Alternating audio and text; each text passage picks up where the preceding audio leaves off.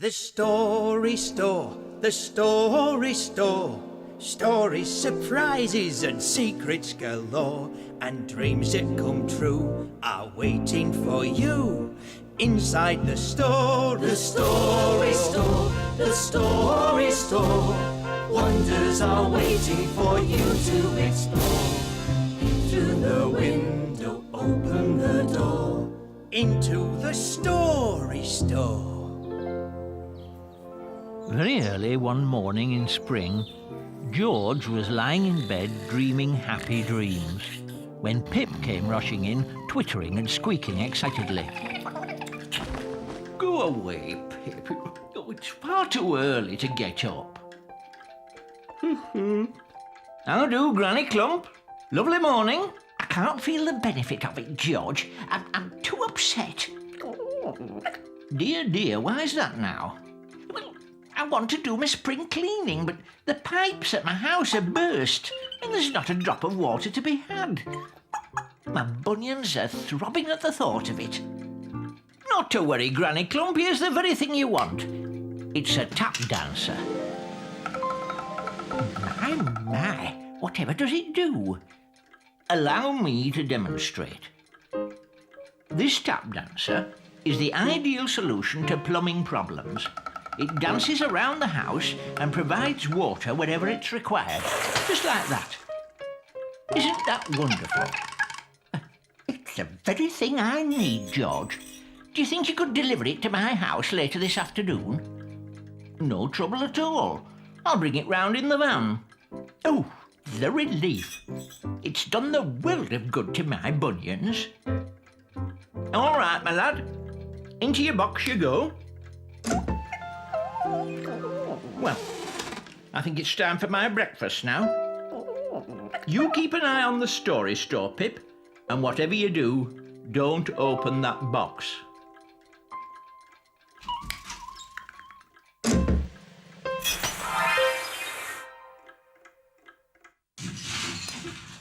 What on earth was that noise?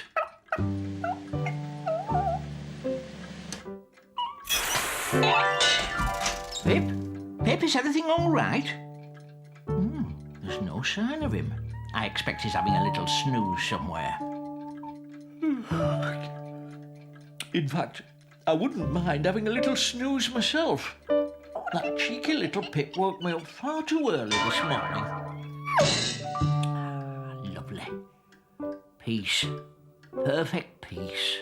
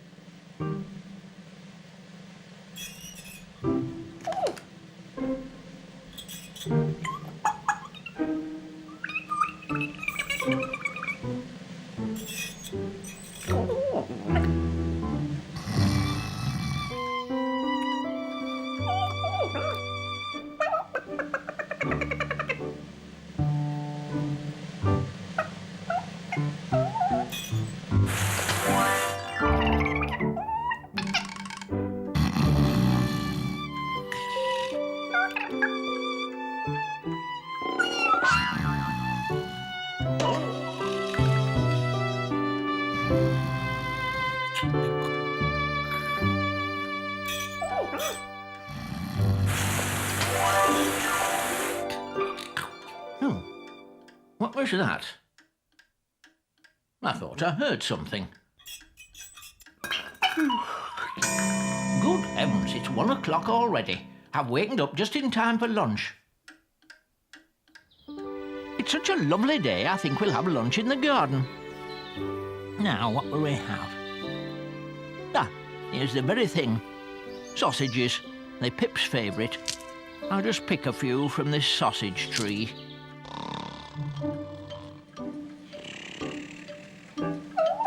Now, what kind of potatoes will we have from the potato bush? I know, roast for me, boiled for Pip. Sausages! Lovely sausages. Come on, your sausages, Pip. But Pip didn't come for his lovely sausages. He was afraid to see George until he'd caught the runaway tap dancer. But wherever he looked, and however hard he tried, the tap dancer always seemed to get away. There's no sign of Pip anywhere.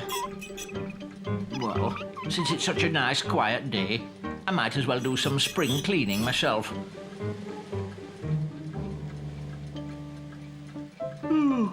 I feel all dozy again after that big lunch. I think I'll just have another nap.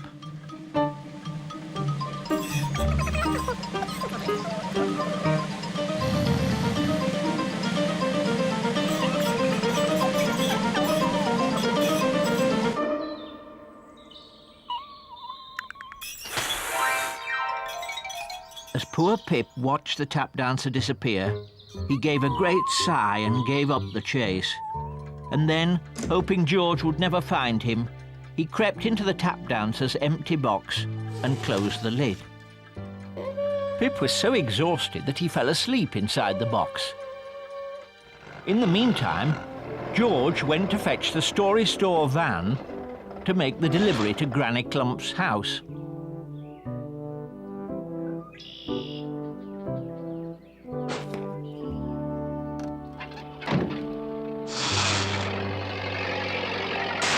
As George drove along, he began to sing. It's diddly-dumptious to go for a drive, it's squiggly-scrumptious to sing. The sound of his singing woke up the tap dancer, who'd hidden in the back of the van to get away from Pip. It's doodly-dumptious just being alive, and doubly-diddly-stoodly-squiggly-iddly-dumptious in spring. The tap dancer began to dance on the lid of its own box, waking up Pip, who was sleeping inside it.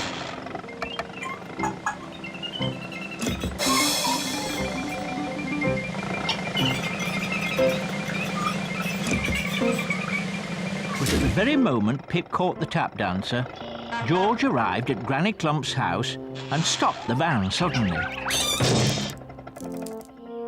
I was getting worried that something might have happened to my tap dancer. Now, Granny Clump, there's nothing to worry about. Here's your tap dancer. Safe and sound. Oh, what a relief. There you are. Whatever could have happened to it, eh?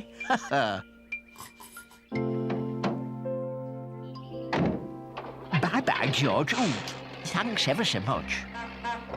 You're welcome, Granny Clump. My pleasure.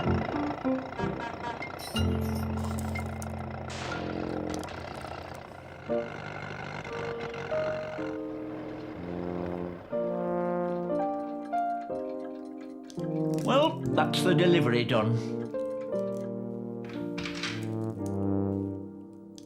But there's still no sign of Pip. Oh well, time to get ready for bed.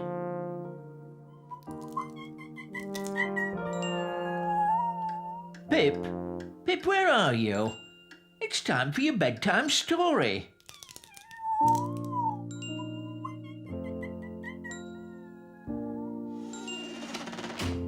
Oh, there you are.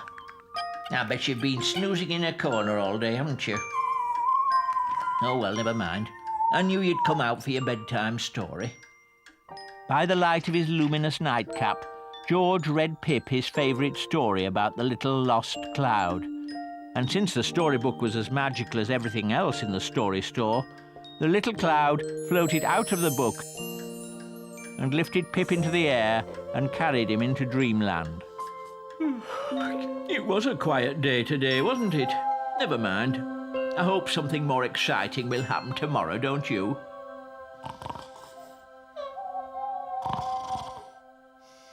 The Story Store.